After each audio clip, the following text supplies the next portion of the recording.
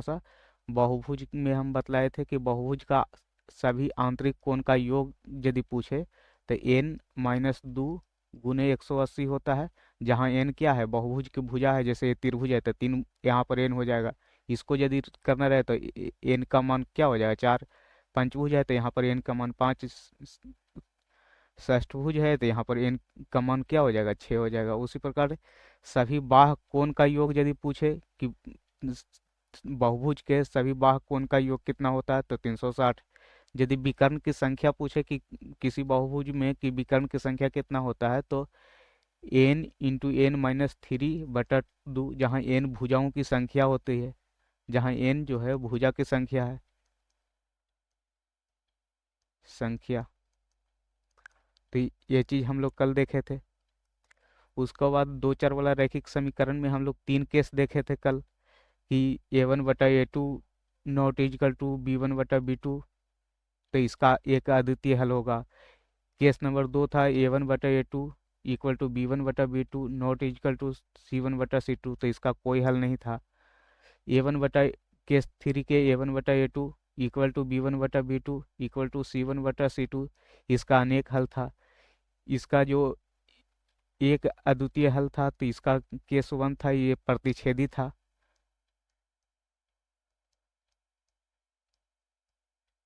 यानी कि एक दूसरे को काट देता था।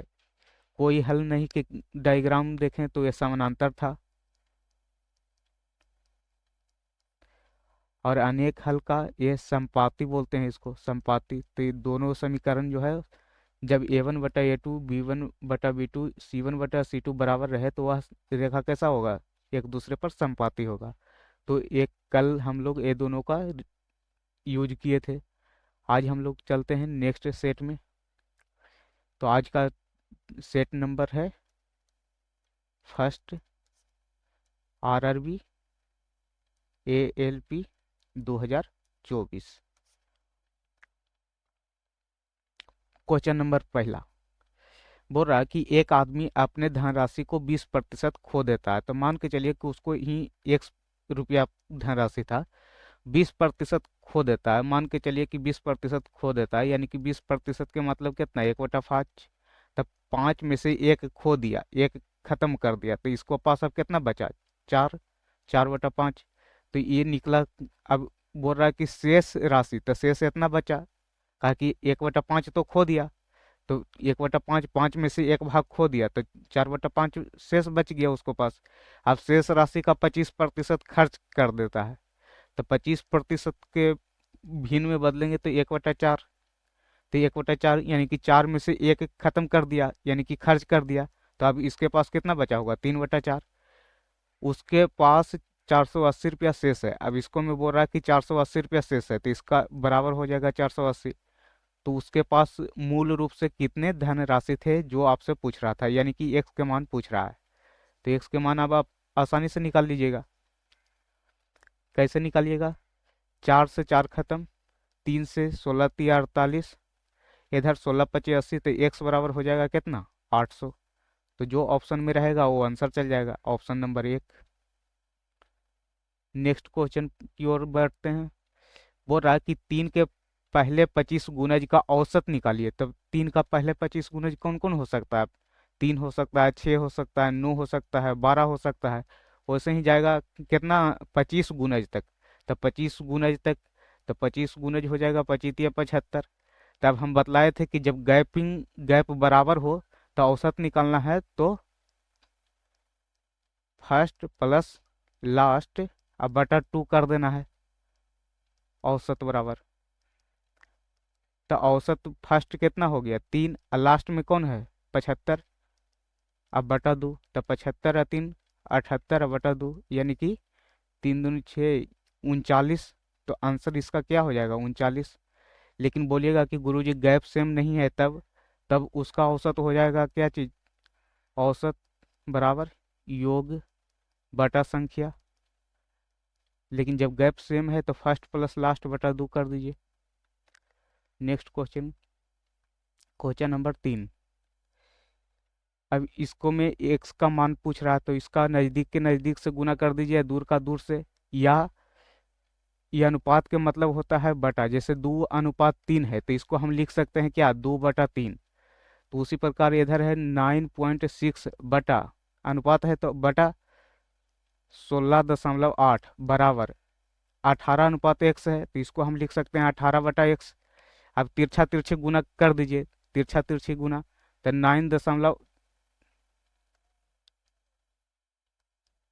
9.6 गुने एक्स बराबर 16.8 गुने 18। अब एक्स का मान निकलना है तो एक्स इधर रखिए, ये गुना में है तो उधर जाएगा तो भागा में, तो 16.8 गुने 18 अब बटा 9.6।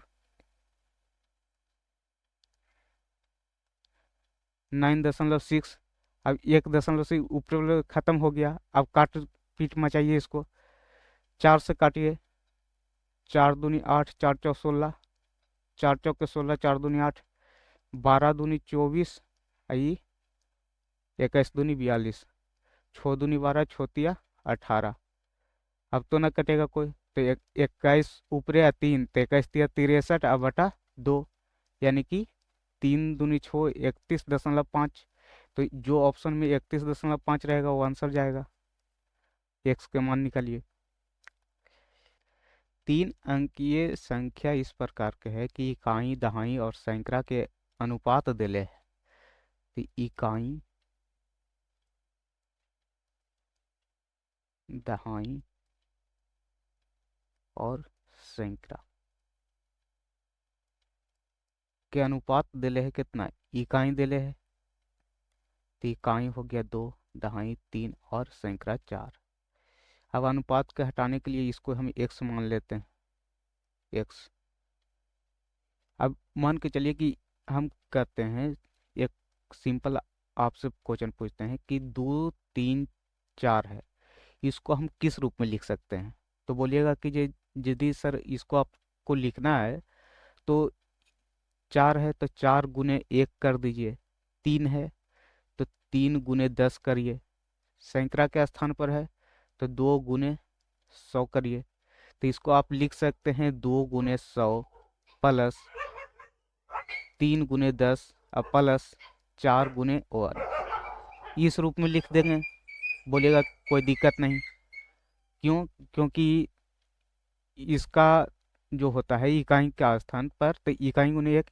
अब इसको जोड़िए, 2×200 कितना, 2×100 तो 200 प्लस 10×3 30, इसको लिखिए 200 प्लस 30 प्लस 4 तो हो जाएगा 234। तो यही चीज यहाँ पर हम बतलाना चाह रहे हैं कि इसको हम यदि लिखना चाहते हैं तो इसको इकाई, दहाई, सैकड़ा 3 स्थान देवल है, हमको इस रूप में लिखना है, इस रूप में लिखना है। इकाई, दहाई, सैकड़ा, मान के चलिए है 3 अंक था, इसको हमको इस रूप में लिखना था।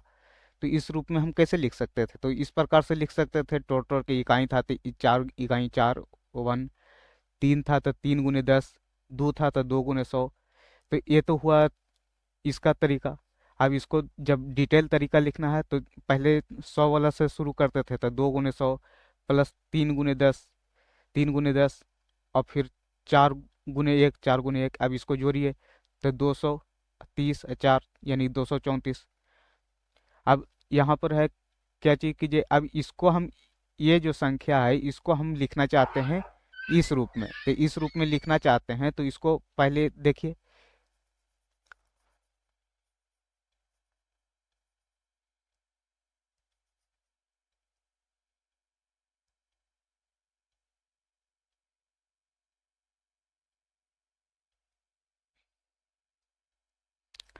ये संख्या है इसको हम लिखना चाहते हैं तो इकाई के स्थान पर 2 है तो 2x×1 प्लस दहाई के स्थान पर तो 3x×10,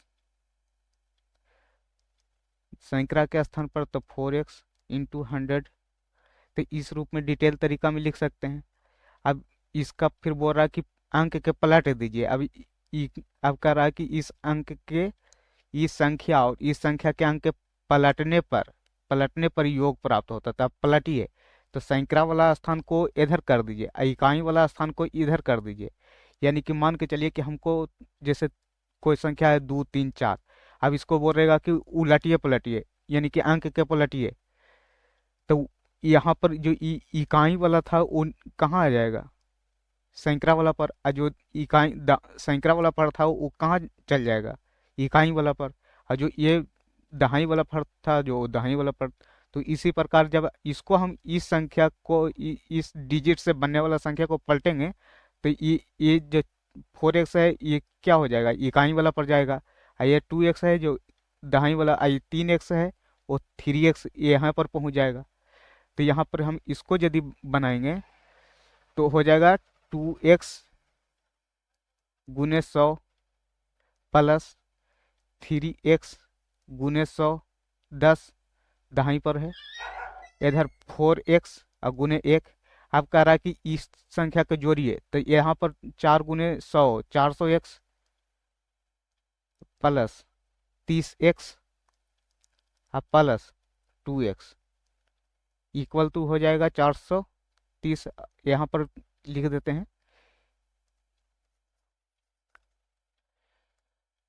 430 2 432 x।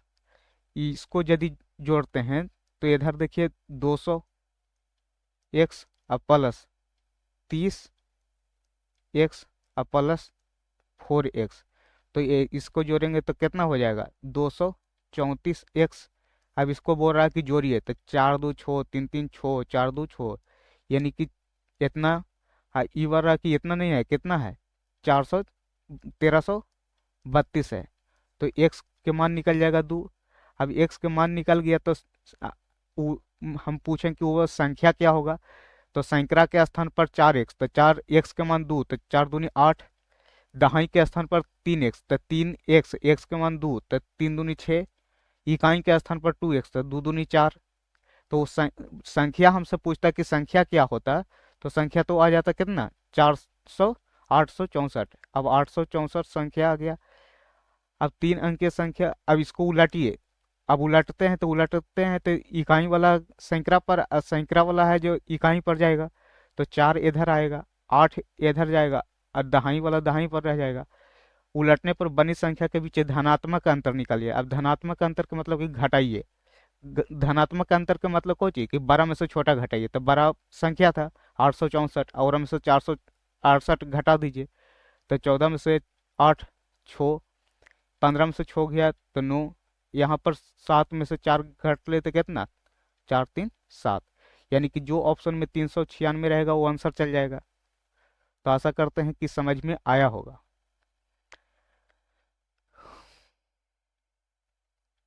अब चलते हैं आगे नेक्स्ट क्वेश्चन की तरफ।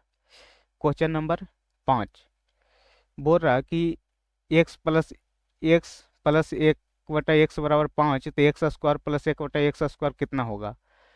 तो एक फार्मूला याद रखिएगा कि 1/x प्लस बराबर यदि a है तो x² प्लस 1/x² बराबर a² - 2 होता है। तो यहाँ पर x प्लस 1/x बराबर दिले है 5, तो x² प्लस 1/x² बराबर 5 के स्क्वायर -2, यानी कि 25 -2, यानी कि आंसर हो जाएगा कितना 25 में से 2 घटा तो 23। तो आंसर हो जाएगा 23।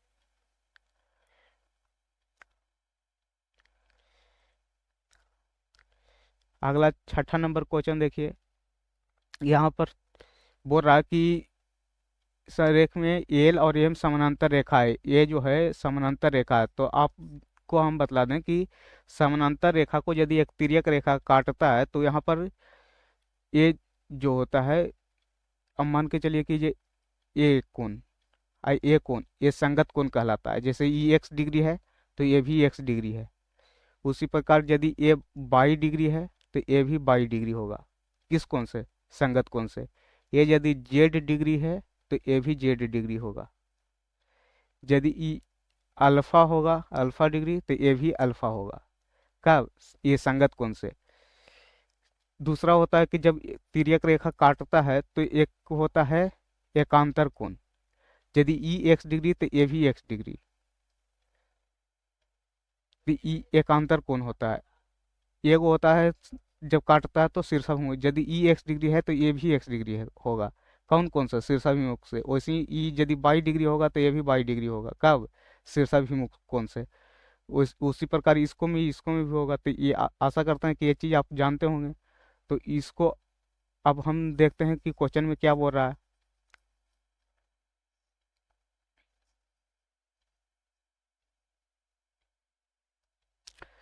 ये 60 डिग्री है तो आप बतला सकते हैं कि संगत कोण से ये कितना होगा, तो बोलिएगा 60 डिग्री।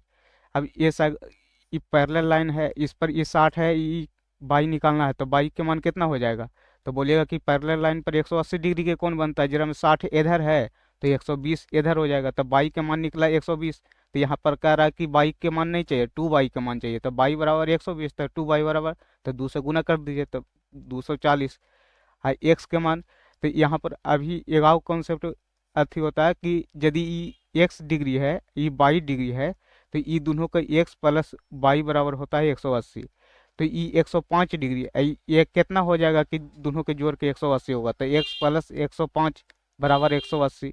तो एक्स बराबर हो जाएगा 180 और माइनस 105, तो हो जाएगा कितना, 75 डिग्री।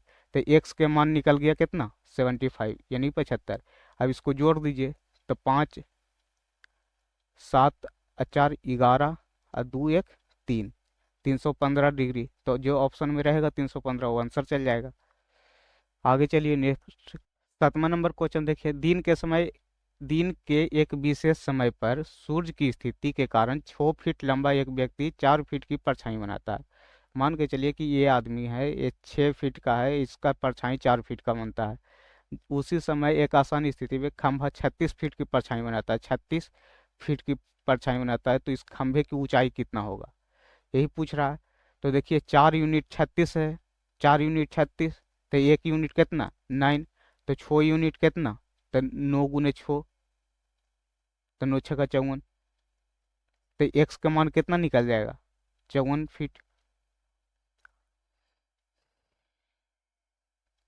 या न इतना ना समझ में आता है तो इसका लंबाई कितना है, 6, इसका इसका जो छाया की लंबाई कितना है, 4। उसी प्रकार इसका जो है खंभा की लंबाई कितना है, एक्स माने हैं। कितना हो जाएगा, 36 फीट परछाई बनता है। तो ई जो लंबाई इसका है परछाई 36। अब तिरछा तिरछे गुना कर दीजिए, यह 4 से 4 9 36, एक्स बराबर हो जाएगा 9 × 6 = 54। जो आंसर रहेगा वो अपना जाएगा। क्वेश्चन नंबर 8 देखिए। बोल रहा है कि दिए गए आलेख का अध्ययन करिए और निम्नलिखित प्रश्न का उत्तर दीजिए।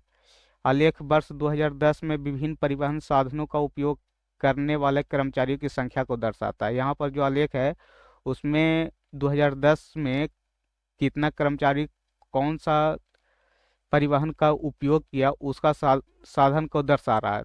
तो बोल रहा है कि बाइक का उपयोग करने वाले कर्मचारी की संख्या। तो बाइक के देखिए, बाइक बाइक ये है, बाइक के कर्मचारी की कितना है, 300। मेट्रो का उपयोग करने वाले कर्मचारियों की संख्या के बीच का अनुपात, तो मेट्रो के है 150, तो 150। अब इसको अनुपात पूछ रहा था, अनुपात अनुपात के लिए काट दीजिए, 15 दूनी 30, 2:1। तो जो ऑप्शन में रहेगा 2:1 वो आ जाएगा आंसर। अगला क्वेश्चन देखिए। बोल रहा है कि क्वेश्चन नंबर 9, 11 से विभाजित होने वाले संख्या को पूछ रहा है कि कौन सा संख्या 11 से विभाजित होगा। तो 11 के विभाज्यता के नियम है, 11 का विभाज्यता नियम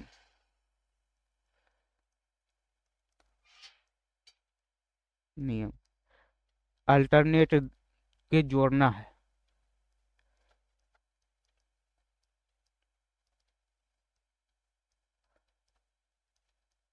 जोड़े। अब जैसे इसका देखना है कि ये 11 से विभाजित होगा कि नहीं, तो इसका अल्टरनेट को जोड़िए, एक के बाद उसका अगला छोड़ दीजिए, उसके अगला जोड़िए। तो 4 1 5, 5 4 9, 9 9 18, यानी कि अल्टरनेट 18। अब इधर से जो छोड़े उसको जोड़िए, 8 अच्छो 14 15 16। अब जो आएगा घटा के वो यदि 11 से विभाजित हो जाता है तो वो संख्या विभाजित हो जाएगा, और यदि 11 से विभाजित नहीं होता है तो वह संख्या 11 से विभाजित नहीं होगा। तो पहला 2 आ रहा है, 11 से विभाजित नहीं होगा, तो ये वाला खत्म हो गया। उसी प्रकार इधर देखिए, 5 4 9, 9 4 13, 13 7 20, तो इधर आया जोड़ के 20। अब इधर से 6 7 13, 13 2 15, अब 15 अब घटाएं तो 5, 5 भी 11 से विभाजित नहीं होता, तो ये खत्म। इधर देखिए 8 4 12, 12 4 16, 16 9 25, अब 25, अब अल्टरनेट के इधर देखिए 6 6 12, 12 2 14, अब 14 घटा दिए 11, अब 11 है तो 11 से विभाजित हो जाएगा, तो विभाजित हो गया तो ये क्या हो जाएगा, आंसर चल जाएगा। आगे चेक करने की कोई जरूरत नहीं। तो अल्टरनेट को जोड़ना है और ओकर बाद जो छूट गया उसको जोड़ना है और ओकर बाद घटाना है। आ घटेला के बाद यदि 0 11 22 यानी कि ऐसे आए, यानी कि जी 11 से विभाजित हो जाए, तो वह संख्या 11 से विभाजित हो जाएगा। तो इसका आंसर कौन चल जाएगा, तीसरा नंबर। क्वेश्चन नंबर 10 देखिए, कह रहा है कि 4% वार्षिक ब्याज की दर से 11,000 रुपये पर 2 वर्ष का चक्रवृद्धि ब्याज ज्ञात करिए। ब्याज प्रतिवर्ष संयोजित होता है, तो 2 वर्ष का है, तो 4% प्लस 4% प्लस 4 गुने 4/100, यानी कि 8 प्लस 4 चौके 16/100, यानी 8.16% ब्याज होगा। तो 11,000 का 8.16% निकाल दीजिए, तो प्रतिशत हटेगा तो नीचे 100, दशमलव उड़ेगा तो फिर नीचे 2 100। अब यहाँ पर से 3 जीरो से 3 जीरो खत्म। अब 11 से गुना करिए, तो 11 से गुना करिए, तो 11 से गुना करिएगा तो पहला अंक लीजिए 6, फिर दो अंक लीजिए 6 1 7, 8 1 9, अब फिर 8, अब बटा 10, यानी कि इसका हो जाएगा कितना, 897.60।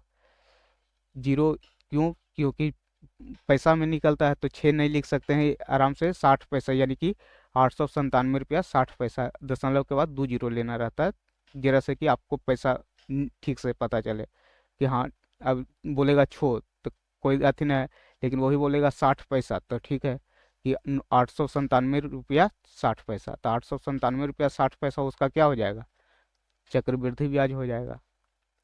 अगला क्वेश्चन पर देखिए,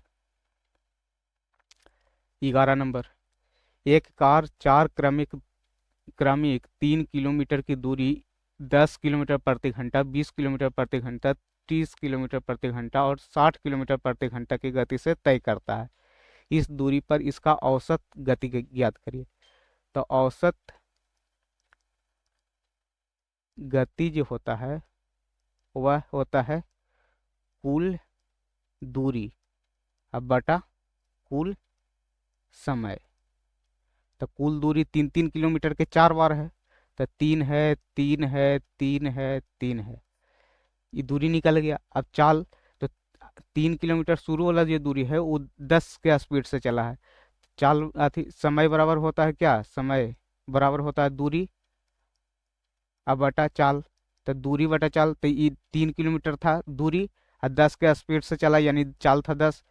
उसी प्रकार इधर 3 अगला चलेगा 20 से, तो 20 प्लस 3/30, क्योंकि अगला 3 30 से के स्पीड से, अगला चलेगा 3 60 के स्पीड से। तो यहाँ पर देखिए 3 3 छो 3 9 3 चौके 12, अब बटा इधर अब लघुत्तम ले लीजिए, तो इधर 10 20 30 60 के लघुत्तम 60, 10 छका 60, तो 6 बार में छोतिया 18, अब प्लस 20 तिया 60, यानी 3 तिया 9, अब प्लस 30 दूनी 60, 3 दूनी 6, अब प्लस 60 कहीं 60, अब 3 इधर हो जाएगा 12, अब बटा 18 9 27 छो 33 3 36, है ये 60 है नीचे है तो ऊपरे जाएगा, तो 60, तब 12 तिया 36, 3 से 20 बार में, यानी कि इसका जो औसत स्पीड आएगा 20 किलोमीटर प्रति घंटा आएगा।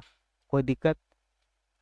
अगला क्वेश्चन देखिए, कह रहा है कि दो संख्याओं का महत्तम समवर्तक और लघुत्तम समवर्तक कितना है, तो उसका गुणनफल बतलाइए। तो होता है इसका कि पहली संख्या गुने दूसरी संख्या बराबर एलसीएम गुने एचसीएफ।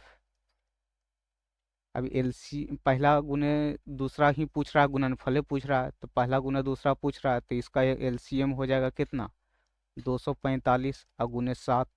अब 245 गुने 7 करिए तो 7 पचे 35, 7 चौ 28 और 3 31 और 7 दूनी 14 और 3 17, यानी कि 1715 जो ऑप्शन में रहेगा वो आंसर चल जाएगा। कोई दिक्कत? करा कि निम्नलिखित व्यंजन का मान बतलाइए, तो 2 के पावर 3 है गुने इन -9 के पावर 0 गुने 3 के पावर 3। 2 के पावर 3 को हम 8 से लिख सकते हैं। जब 2 के पावर 3 है, इसका मतलब 2 गुने 2 गुने 2 3 बार, तो 2 गुने 2 4, 4 दूनी 8 गुने, जब भी पावर 0 रहे तो उसका मान हो जाता है 1। इधर 3 के पावर 3, तो 3 गुने 3 गुने 3 3 बार करिए तो इसका हो जाएगा 27। अब सबके गुना कर देते, तो 8 सत्ते 56, 8 दूनी 16, 5 21, यानी कि 216 वाला आंसर चल जाएगा। अकेले एक काम को 6 दिन में कर सकता है, बी अकेले उसे 8 दिन में पूरा कर सकता है। ए और बी 3200 रुपया मिलता है, तो सी की मदद से उसे 3 दिन में पूरा करता है, तो सी उसे कितना भुगतान करेगा? तो इसका में ए बोल रहा है कि 6 दिन में कर देगा, बी 8 दिन में कर देगा। तो ये बतलाइए कि पूरा काम ऐसा मानिए कि जो दोनों से कटे, तो बोलेगा एलसीएम और एच एलसीएम ले लीजिए सर। तो 6 और 8 का एलसीएम हो जाएगा 24, तो 6 चौके 24, यानी कि 4 8 तिया 24। इधर इसका जो अथी है इफिशिएंसी वह है 3। अब बोल रहा है कि जो सी की मदद से वह 3 दिन में कर देता है, यानी कि जब तीनों मिलता है ए बी सी, तो कह रहा है कि 3 दिन में कर देता है। तो 3 या 8 24, यानी कि इफिशिएंसी इधर इसका आ जाएगा 8। तो हम पूछना चाहते हैं मेरे बच्चों कि ये सी का इफिशिएंसी कितना होगा? तो बोलिएगा सर 4 तो ए का है, बी का है 3, तो 4 3 7 1 8, यानी कि बी का सी का निकल जाएगा 1। अब जो इसका जो पैसा का बंटवारा होगा उसको इफिशिएंसी के अनुसार होगा, तो इसका हो जाएगा कितना, इफिशिएंसी के अनुसार बांटिए। तो इधर 3200 है, 3200 इधर तीनों का एफिशिएंसी था 8, और निकालना किसका था, सी का। तो सी कितना का, तो सी की एफिशिएंसी 1, 8 चौके 32, यानी कि 400, यानी कि आंसर हो जाएगा दूसरा। अगला क्वेश्चन देखिए, क्वेश्चन नंबर 15 बोल रहा है कि एक दुकानदार 5% और 4% की क्रमिक छूट देता है, तो एकल छूट बतलाइए। तो एकल छूट के लिए यह हो जाएगा 5% प्लस 4% और माइनस 5% गुने 4% बटा 100।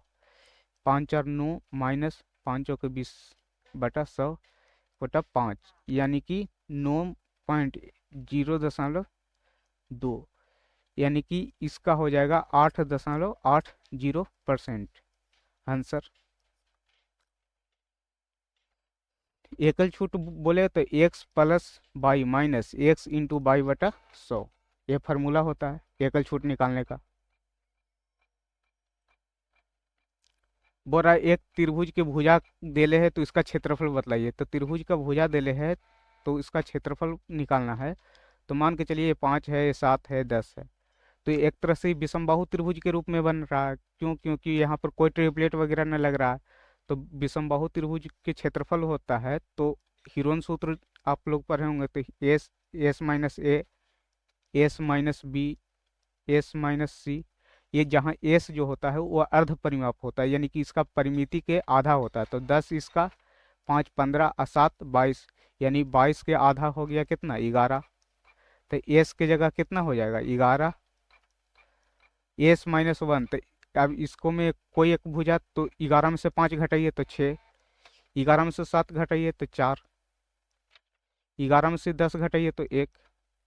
अब इसको करिए, तो इधर 4 है, तो ये 4 के लिख सकते हैं 2 गुने 2। तो बोलिएगा जी सर लिख सकते हैं। तो यहाँ पर से 2 गुने 2 रूट के अंदर है, तो उसको एक के बाहर निकाल दीजिए। 11 गुने 6 हो जाएगा कितना, 66। तो 2 रूट 66 इसका आंसर चल जाएगा, आंसर 1। Question number 17। एक टैंक को एक पानी बहता है जिसका आधार का आयाम इतना है। मान के चलिए कि हम एक टैंक बना रहे हैं। टैंक है,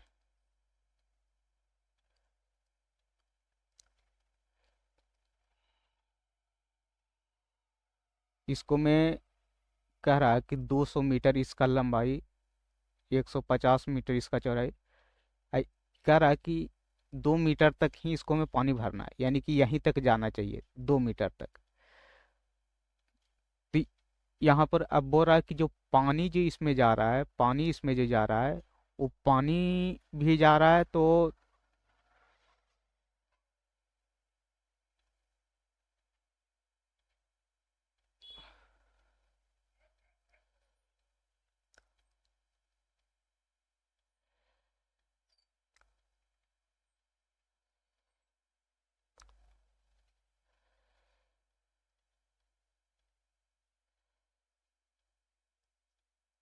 घनाकार अथी से जा रहा है इसको में पानी।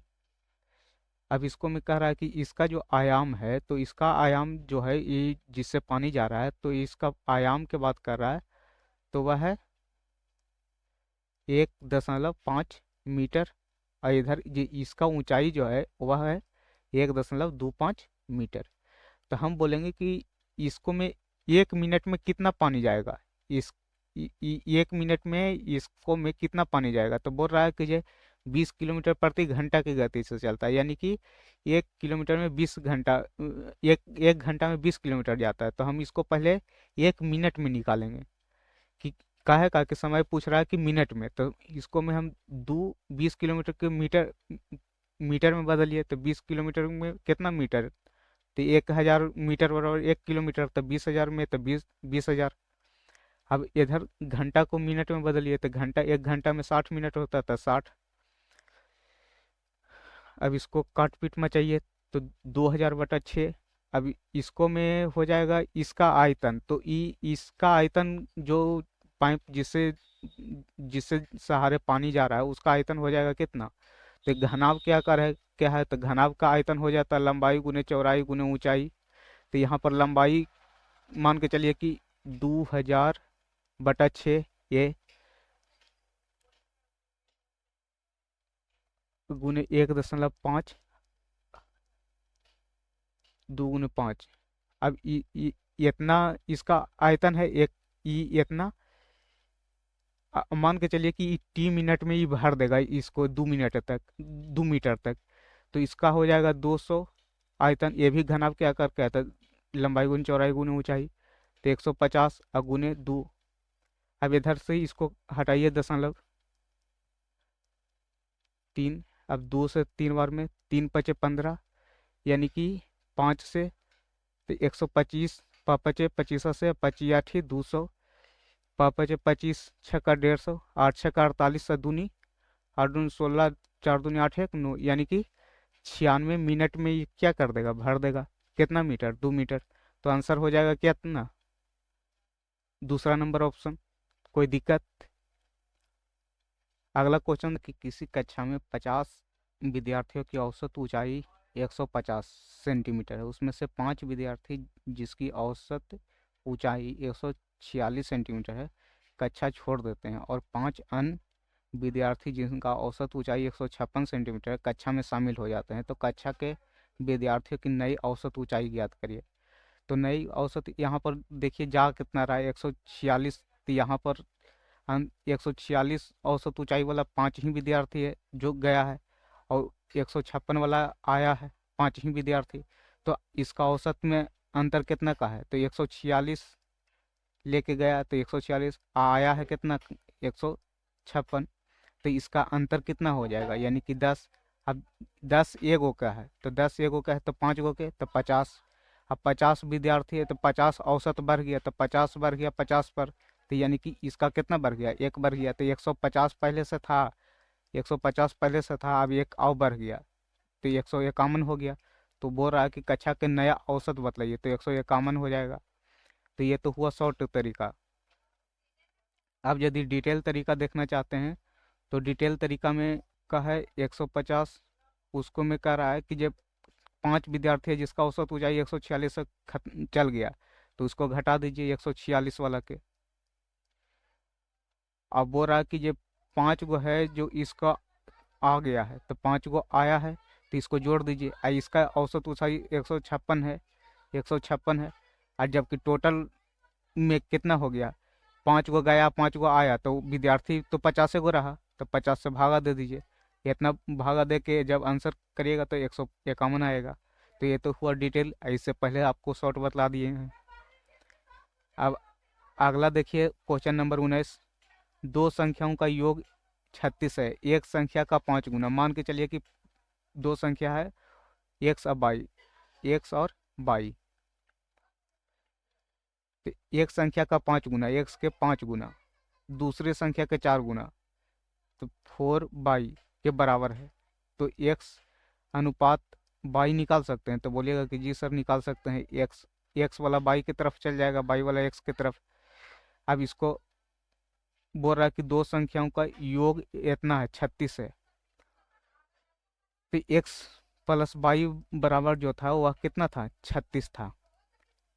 ये ए, तो इसको एक्स की जगह 4a रखिए और इसको जगह 5a रखिए। तो इधर 5 4 9, 9a बराबर हो जाएगा 36। तो 9 9 चौके 36, ए बराबर निकला 4, तो पहला संख्या 4 चौके 16। और इधर ए बराबर हो जाएगा 4, तो 5 गुने 4 हो जाएगा कितना, 20। तो कह रहा है कि दोनों संख्या में बड़ी संख्या बतलाइए, तो बड़ी संख्या कौन हो जाएगा, 20 हो जाएगा। ये तो हुआ इसका डिटेल तरीका। शॉर्ट यदि करना चाहते हैं शॉर्ट, तो अपना इसका ऑप्शन उठा के देख लीजिए।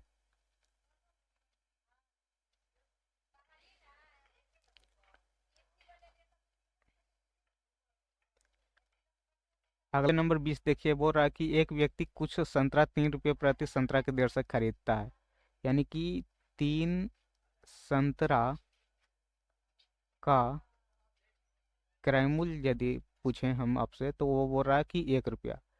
फिर बोल रहा है कि उतना ही संतरा 2 संतरे प्रति रुपये की दर से खरीदता है। यानी कि सेम जगह पर से कर रहा है कि 2 संतरा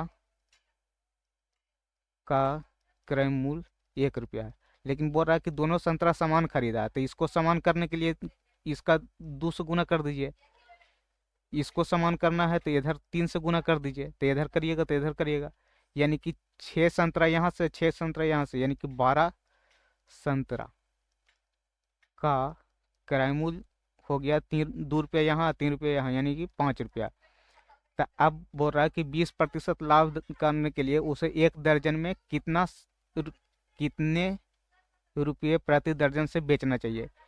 12 संतरा मतलब 1 दर्जन, तो 1 दर्जन संतरा, 1 दर्जन बराबर होता है कितना, 12। तो 12 संतरा के क्रय मूल्य है 5 रुपया, 5 रुपया। अब बोल रहा है कि एक उसे प्रति दर्जन यानी कि 1 दर्जन ही बेचना है, यानी 12 को बेचना है। तो उसे कैसे बेचना चाहिए, जिस तरह से कि 20% के लाभ होवे। तो यहाँ पर 5 का 20% के लाभ होवे, तो 20% का मतलब कितना, 20/100, तो 20×100, यानी कि 1 रुपया इसको लाभ होना चाहिए। तो 5 का चीज खरीद के लाया था, 1 का लाभ होगा, तो यानी कि 6 रुपया में बेचेगा। तो यही आंसर पूछ रहा कि कितना रुपये में प्रति दर्जन बेचना चाहिए, तो आंसर हो जाएगा 6। तो आशा करते हैं कि आपको यह सेट समझ में आया होगा। Thank you.